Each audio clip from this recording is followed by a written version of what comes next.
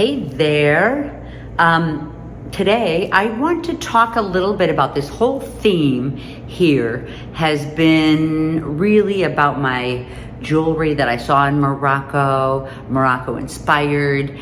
I teach workshops all over the world. So before I go into a country, we and teach a workshop there, we actually don't appropriate other people's ideas. But when we go there, we use the theme and the essence of like what the culture is based on, what the jewelry is based on, what the techniques are. We look at the symbolism. We look at so many beautiful things that go on within adornment. So I don't know if you guys know, but one of my specialties after I got out of art school was I started studying adornment. I didn't even know adornment was such a big subject. I started traveling all over the world because I walked into a Pier 1 and I was like, oh my gosh, whatever this is what I love. And I think I can start a career right here. You get out of art school and you don't know what you're gonna do next, right? So I was like, as far as like so what I learned is that you always want to just follow an inspiring thread. So when you find a thread or something that excites you or gives you a little jump, like that's when you know you're on the right track. Always follow your intuition in that way. As a jeweler, as an artist, all of that. So it's like I started off and went down this pathway. It's like grew up on the south side of Chicago. Yes, I went to the Art Institute of Chicago in Southern Illinois.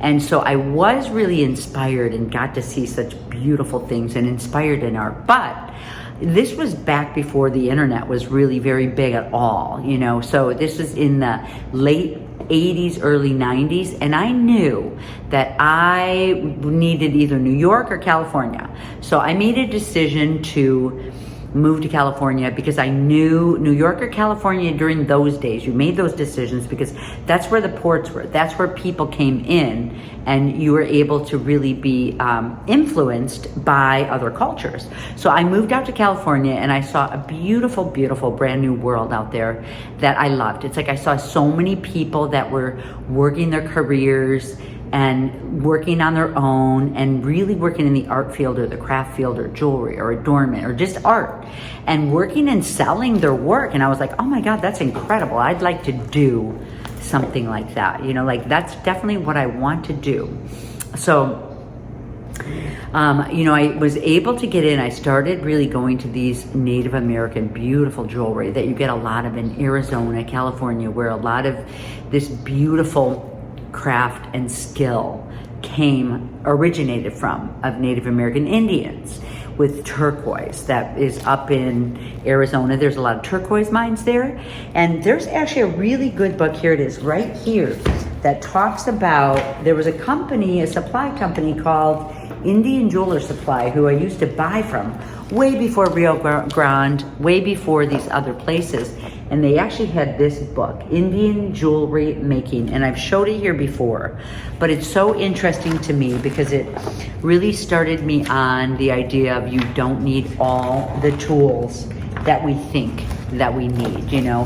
And as I traveled around the world, that was all verified. It's like there's bellows just to make regular fires hotter. Putting oxygen into fire gets your flame super, super hot, you know? So I've seen in Indonesia, especially, even in factories where people were building work, they're using a pump that blew air into their fire to give them a hot enough flame to reach that 1700, to reach that 1400 heat to solder, you know? So it's really interesting. So anyways, you know, when I go to different countries, like actually this is a Moroccan themed, one of my very first books, I was just looking for it now and I cannot find, wait, here it is. How great is that? You know how everything is impromptu. The cover is gone. This is called Africa Adorned. And this was my very first book that I ever actually got. And it's really inspired me. So I wanted to show, you know, it has just all the jewelry and adornment from all parts of Africa. So here is this first page right here. This is the Berber people in Morocco. And we had the chance to get out there and really see some of the beautiful adornment there.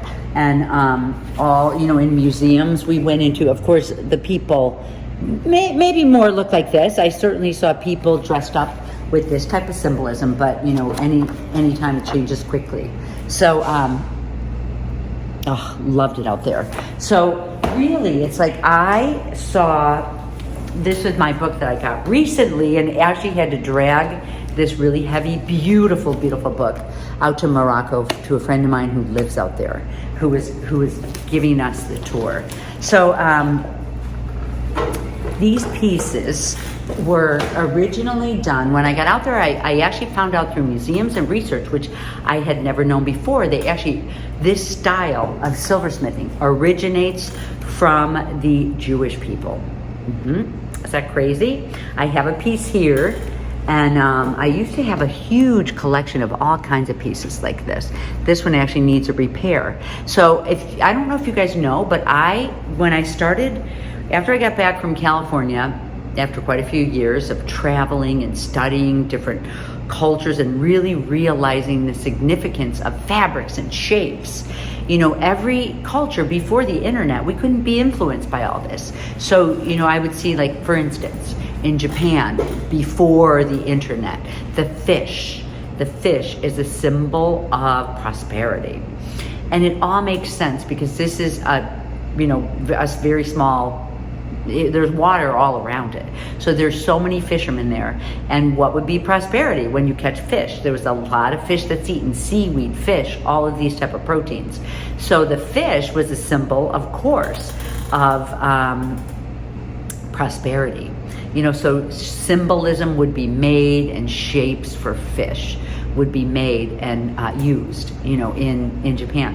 And then I found, you know, in all different cultures that just symbolism of water, because it gives you your nourishment, of rain, of mountains, of animals, of deer. You see cave paintings of hunters that are documenting just a happening, or they're really trying to bring an animal into them so they can eat some food, you know. The same, so throughout all of this, it's like if you look at a piece like this closely, and I used to do ethnographic repair and had to go in and repair a lot of different things, but you can see the symbolism in here. And this was built, you know, this piece is probably about 150 years old. So you can see the nice triangles on there, the symbolism on here, arrows and lines that, you know, you get influenced by these lines from somewhere. I love looking at ancient pieces because only nature was around you to influence you. You couldn't bring in shapes that you didn't have in your world. You couldn't just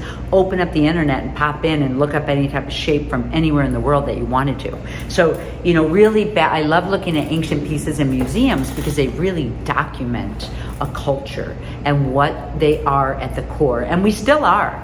You know, when I came back to the United States after studying and seeing all this talisman, I was like, we don't want to culturally appropriate another culture. We really want to be our own people.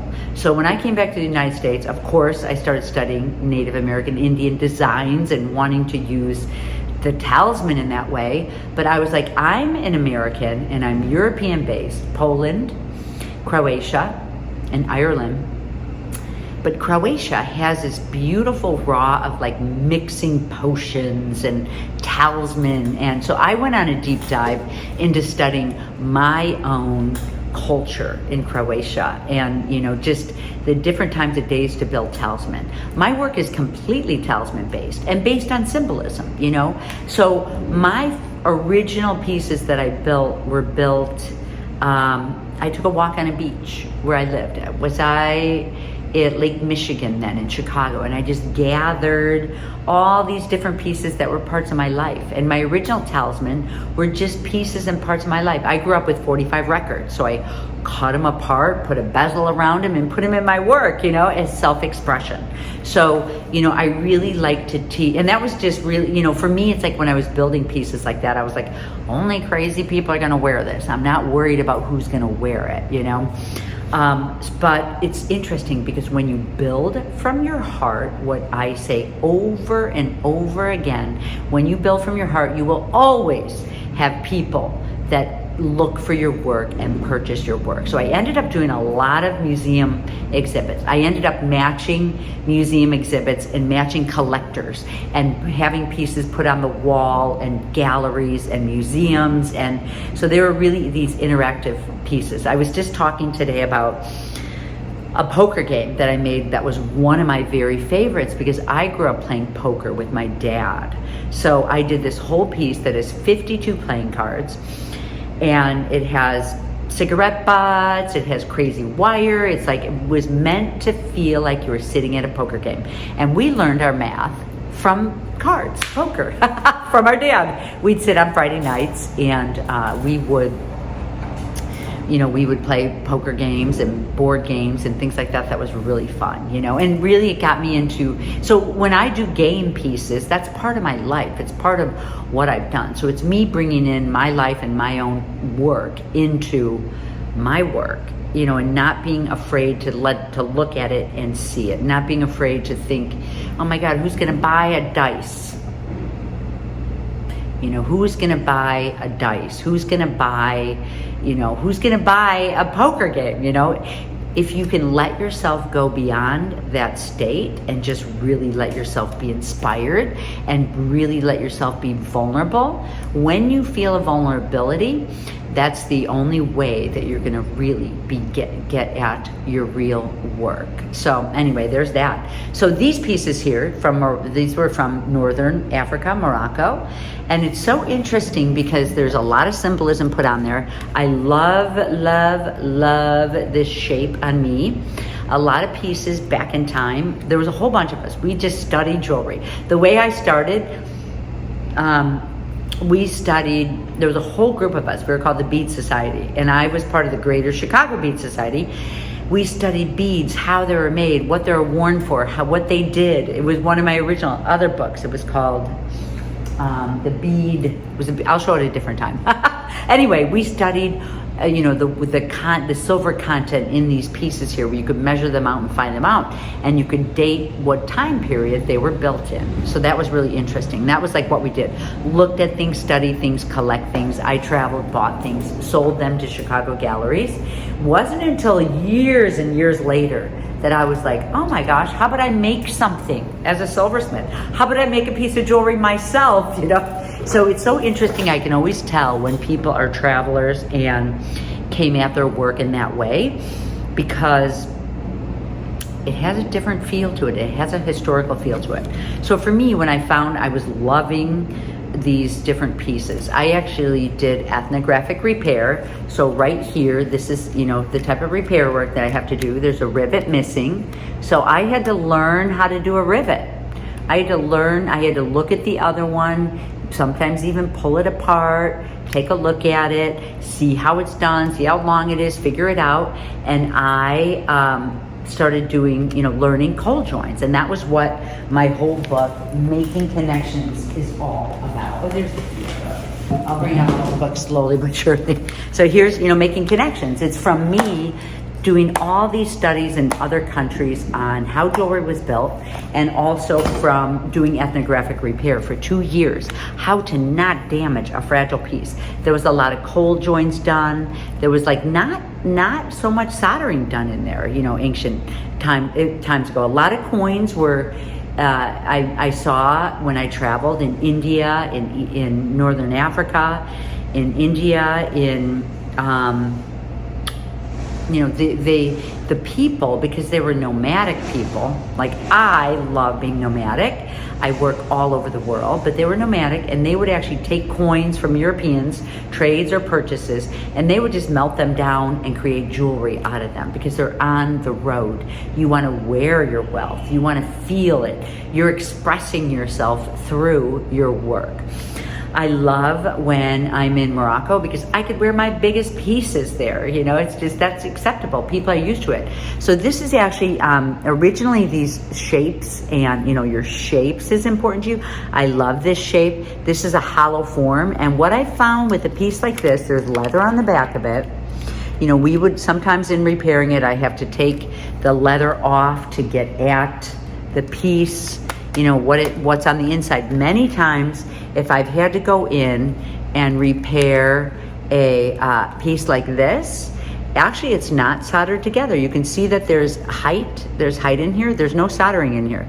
It was done with pitch, and it was done just to raise, with hammer and a tool just to raise it up.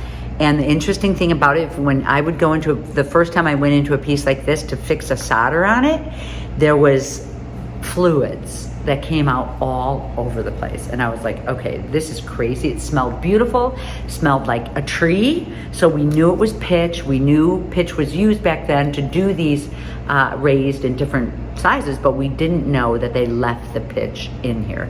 So this is how we found out, how some of these things were built. Of course, it would still hold shape, but that's how they could work the patterns on here, is just by keeping, having it in shape and keeping the pitch on the inside. So it's always interesting, it was always interesting. So that's really how I learned a lot of my joins. I learned some of them by museums, going into museums and just really looking at artifacts. It's artifacts that I love. Even, look, we wouldn't have all the spoons and forks and paintings and all these options. So if you had a spoon and a fork and a bowl, you were gonna put your symbolism and what made you feel good. What a talisman is, it's the repetition of looking at an object over and over again that gives you a specific emotion. So if I just even build a piece and it has stamped in there the word freedom, right? Or like put bone in, this is actually some ancient fossil walrus that I got from a Native American Indian man. He lives in Alaska and excavates all this old, and he gets pieces like this for me. This piece was worn for strength and power of the animal. When you think of the solidness of the bone, that's worn for strength and power. So every time I look at this piece, I would feel that strength and power. If I had a word stamp freedom, every time I looked at the word freedom, caught it out the corner of my eye, I'd remember, oh yes, I'm working on the word freedom. Therefore, your freedom stays with you, and it gets you closer and closer to your talisman of freedom, right? And that's really just the way that talisman work. For me, it's like, oh my gosh, when I love wearing rings, big powerful rings, because rings, I don't have any on today, I'm working in the studio, but rings and the colors that you wear in your jewelry all stand out and are so important in your elements of what you're mixing in there. I mean, I've had people early on, when I first started studying talisman, I wasn't even convinced that I believed it, but I wasn't convinced I believed it, but the more I dug into it, the more I believed. And here I am now building my own talisman, It's been a long process and a beautiful process. So that part of it is pretty cool. But, long ago, it's like just in looking at these talisman, I just heard what people were saying. I saw how much people love things. When you have someone that covets a piece and puts so much love into a piece, that's a love talisman, you can feel it when you wear it. We think our world is all about earthy and, the here and now, but it really is about these invisible elements that help grow us, and they're so, so real.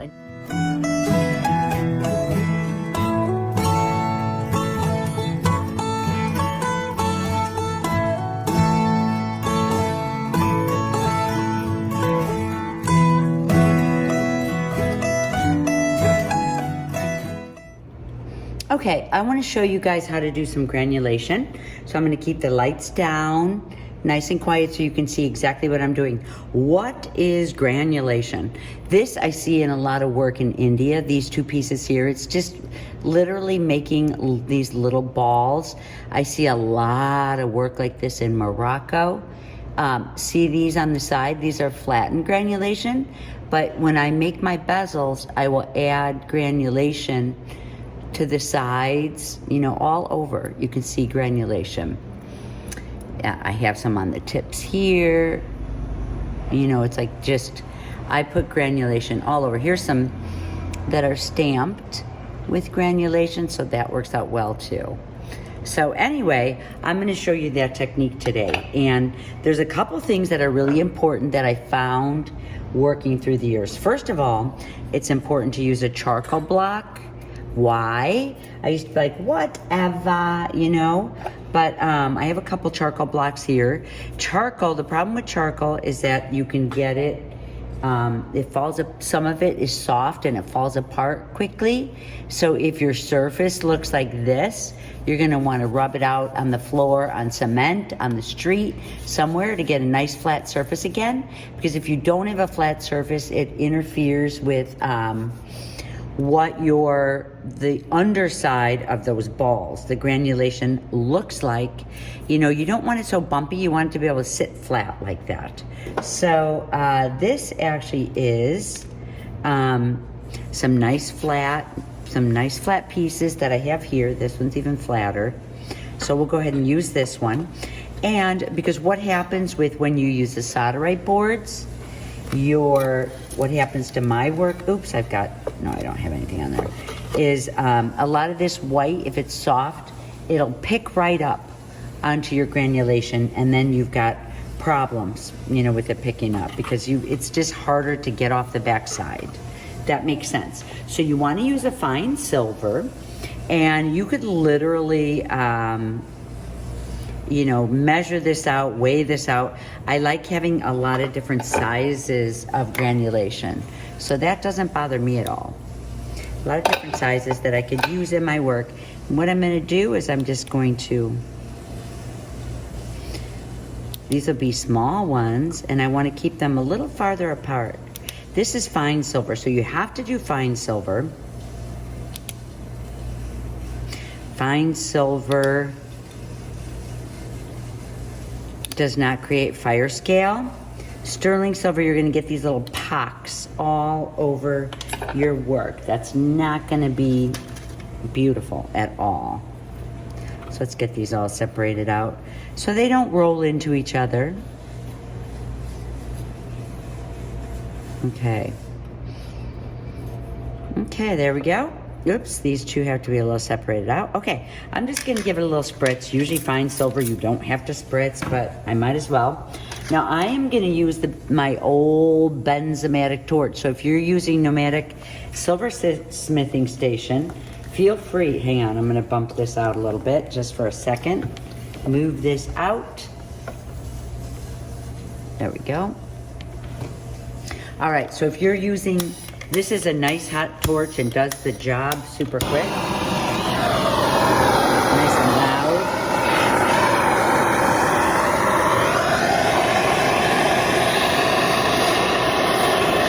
See how they blow into each other? This torch actually has a little bit more action.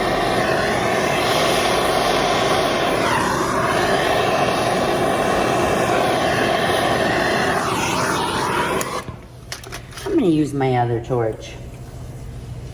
This one has a lot of movement to it.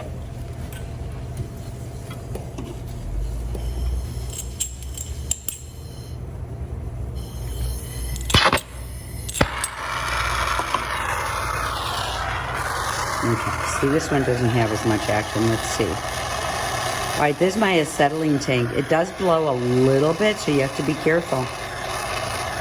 I don't want them running into each other.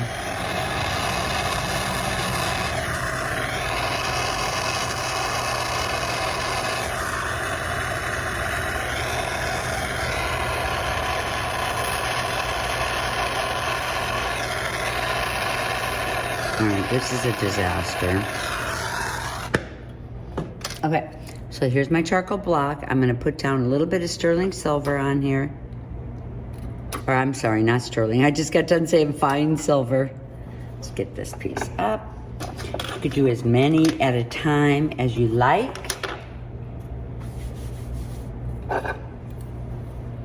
Or as little as you like. Let's just do a couple of these. And you'll get the gauge of the sizes. Okay, give it a little spritz.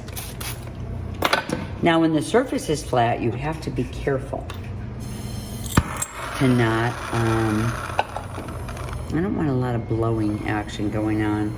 because I don't want my granulation to blow away. So I'm just gonna get right in here like this, right on it. There we go. There's a beautiful one right here. There we go. These are a nice size granulation. See how I'm staying far away from the other pieces of granulation? And that is because if I have a torch right up here, this one is hot, it'll start moving over this direction. So you want to steer clear of it. And let me get my pliers. And as these cool, I quench them right in some flux, and you can see the backs are clean and beautiful looking. So they're nice and flat. And being nice and flat like that, I can use these to solder right on next to my piece if I wanted to. So, a piece like this, I could solder right onto here. And that one actually is I have a whole section on really how to use your granulation well, which is from India, Morocco, and that is in intentional metalsmithing. That's in one of my chapters. Scrap, actually. Okay, I have a little collection together today that I want to show you guys. These pieces up here on a trip to Morocco, this is what I gathered. These are called conus shells. And these shells were carved, as you can see. And so these were the type of collections that I've had. They're just different symbolism that these were from the Berber people, and they're woven into their hair. A friend of mine is a Berber woman, and oh my gosh, I just love her to death. She's the one that brings us on the tour to Morocco.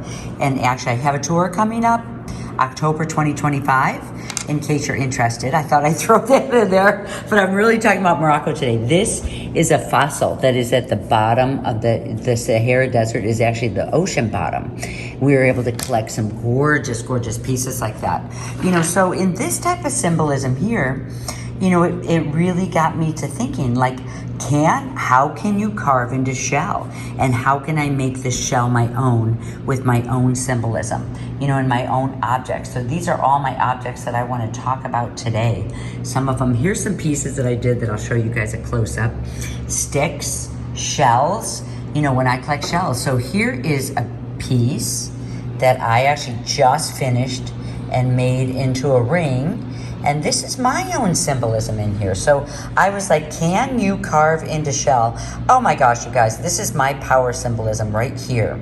That's my mark that makes me feel good. I want to show you today just a little bit of engraving, and think about the materials you can carve into. So this helps to make, not just enamel work, but this helps to make my work my own. This is what a talisman is all about.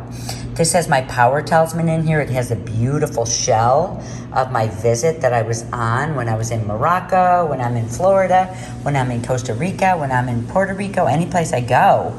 So this was a piece, I can't even remember where I found it from, but every time I look at this piece, it reminds me of a beautiful trip that I went on. And this is why I like having it as a ring, because I can put this ring on my finger and look at it over and over again and know that, and it reminds me of my work, my trip, a beautiful adventure over and over again, okay?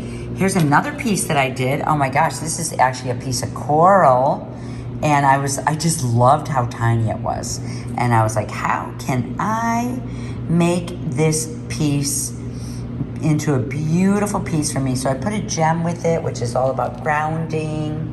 I don't want it to get blurry. Why does it get blurry? Why does it get blurry? When it's down here, it's not blurry. My hands are all dirty, so please excuse that. So yeah, this is one of my favorite rings that I just actually built, and I'm excited about. I love this one. This is a piece that I found out at the beach.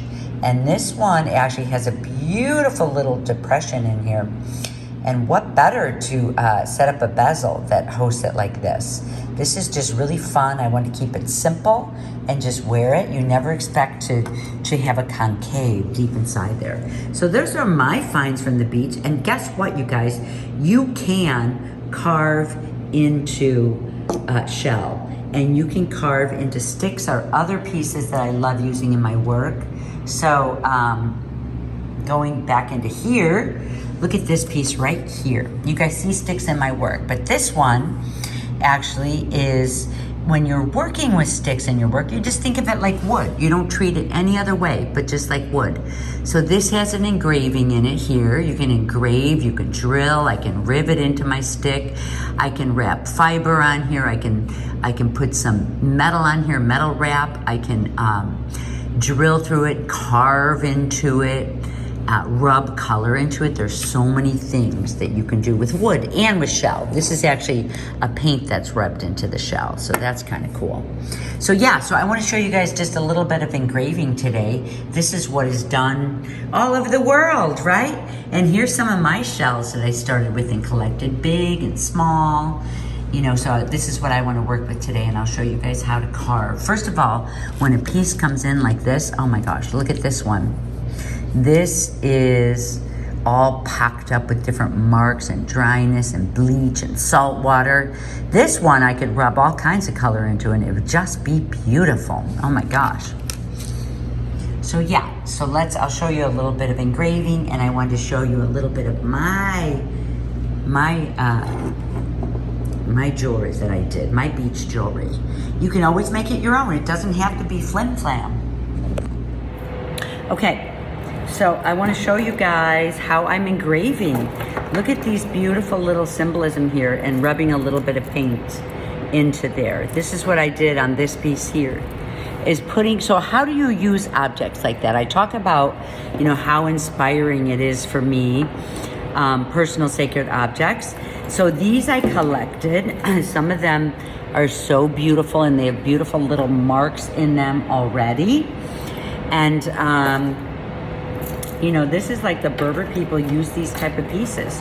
So this actually is an engraver that I love. What do I love about this engraver? It's only $25. Comes with different tips. It's separate from the Dremel on your flexible shaft. I feel like the Dremel, the engraver on the flexible shaft, it's centrifugal. So it's very, very difficult to get a straight line. This actually is pointillism, and it points up and down.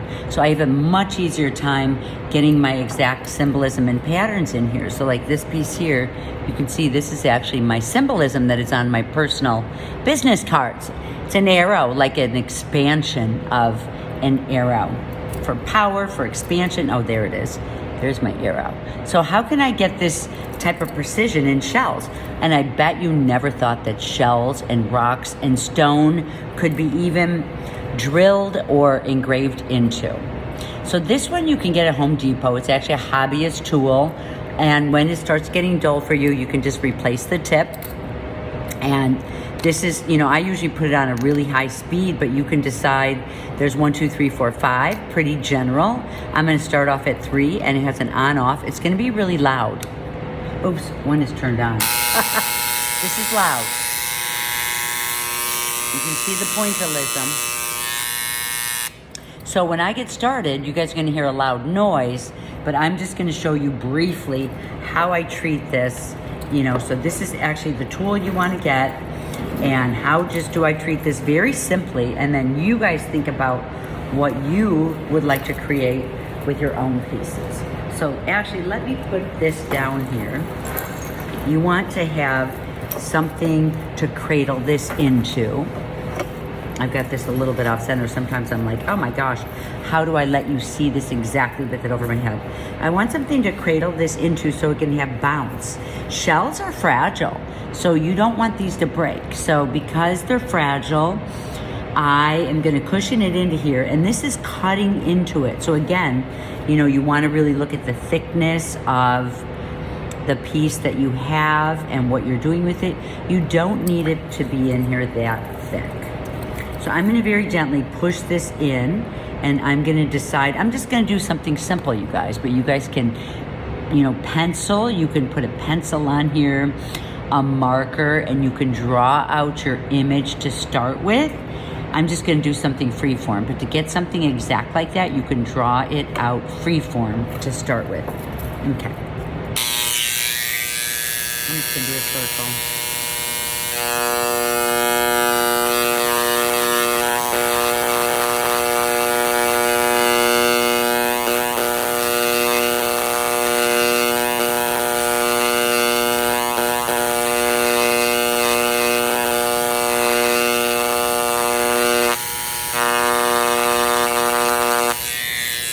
Okay, I just did something very simple. Now you want to be careful. Shells are toxic to breathe in. They're sharp. They're like glass. So you want to be careful to either wear a mask, to make sure you don't blow the dust all over. It'd be good just to rinse it off afterwards. And actually it's good to do this type of engraving when your piece is wet. When it's wet, all that shell dust is just going to gather up and you'll be able to just wash it away. Okay, I just bought these from Tandy Leather, but you can use any type of color that you want to. This is a bronze, and I'm just gonna get in and put a little, I usually start with a dark color, I start with a dark color, and then if I go lighter, I wanna make sure I get inside these lines. Then if I decide to go lighter, I go lighter. Now, I don't really have a good washcloth near me. There. Now you can see the pattern I've created on here. Now you guys, seriously, I just started picking this up and doing this again. A couple years ago, I used to do a lot of engraving, and I got to such a beautiful place where my lines were straight and everything was beautiful. I'm gonna put a little bit of red in. That you can start with your layering. You can use oil pastels with this. Ooh, this one was maybe left open. Oil pastels, you can use acrylic paint. This is like a paint for leather. So you can keep a little bit of this red in here. Whoops, I'm making a mess. So I'm gonna have to go in and clean out some of this red because I don't want the color around the sides. So I'm gonna go in with a washcloth while it's still wet and clear that off. But it gave me a different color. It gave me a layer of bronze, it gave me some reds, and I'll take the picture of what it looks like afterwards. But for me, I showed you my shell jewelry, then you put silver around it, and you create something magnificent with your talisman. Here's the finished piece. I just used a little bit of an alcohol wipe to get the rest of the paint where I don't want it to be. You could rub it in with a toothpick. I manhandle things. I rub things in with my hands. But there you go. Voila, engraving.